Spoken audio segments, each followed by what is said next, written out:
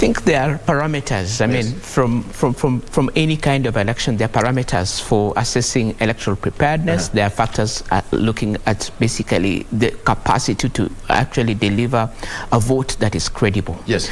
But one thing we have to appreciate is that in Africa and in most of these countries, even if you bring 12 angels from heaven to administrate over the elections, we will still have people who will contest it. They will still contest it because everyone, even who feels like they are just having, their family members. Yes. Even if their person is having only their family members voting for them, they'll still feel that they have been aggrieved by IEBC, by whatever electoral body is. And it's the challenges in terms of, we are looking at the socialization of our society in terms of elections, is that is the point to make it. Right. Because that allows you to get into the public office and where you can be able to loot and benefit from impunity. We are not looking at elections to develop our people most of the time.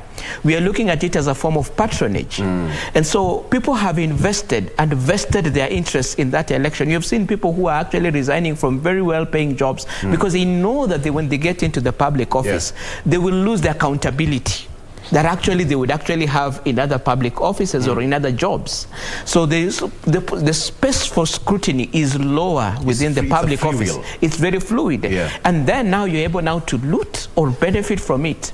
We have yet to socialize ourselves to a place whereby our elections actually come to be public service. And so with that kind of stake and interest, everyone will complain. Everyone will feel aggrieved. And the claims of unfairness, even when you hear, some of the candidates he's actually talked about is representing, I shudder, in as much as he believes in terms of the Cab-Rank rule, but I shudder to see that some of these people are actually contesting or actually even having the audacity to actually present themselves to be voted. But it's the poverty of our integrity as a society, in terms of looking at ourselves in the mirror and saying, really, do I actually embody the ethos of public service and do I actually want to be voted?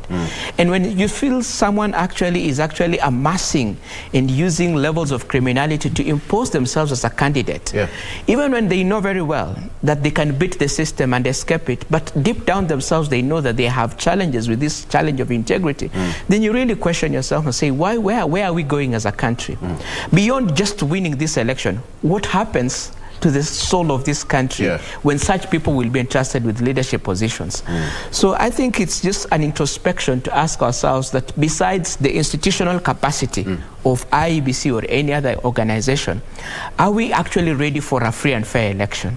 And what will it take actually? Are we ready? Because a free and fair election means there have to be losers.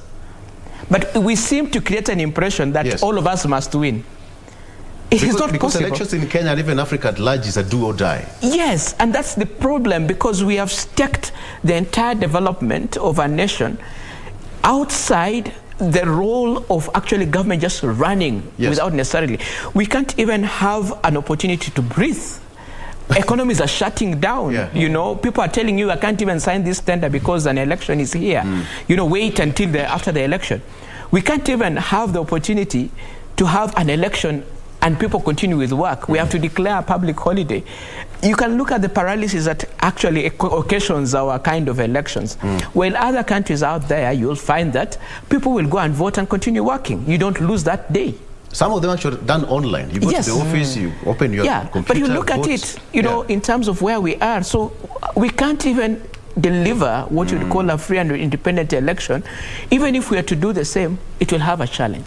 Unless you're having a decisive winner, like what happened in 2002, when there was a whole wave, and there was a margin of a whole margin that actually allowed, to have a decisive winner, and to give the winner the capacity to actually govern. And actually the opposition leader then, Uhuru Kenyatta, was gracious enough to concede defeat. But after that, what have you seen? You even see the reading from the Supreme Court ruling in 2017, how it severely indicted IEBC. But what did Parliament do afterwards? It did not go in and strengthen that space and allow IEBC to clean up its space. So I think those are structural issues that we have, and we need to really focus and face ourselves in the mirror and ask ourselves, as voters, as candidates, as party leaders, as financiers of this election, what do we really want?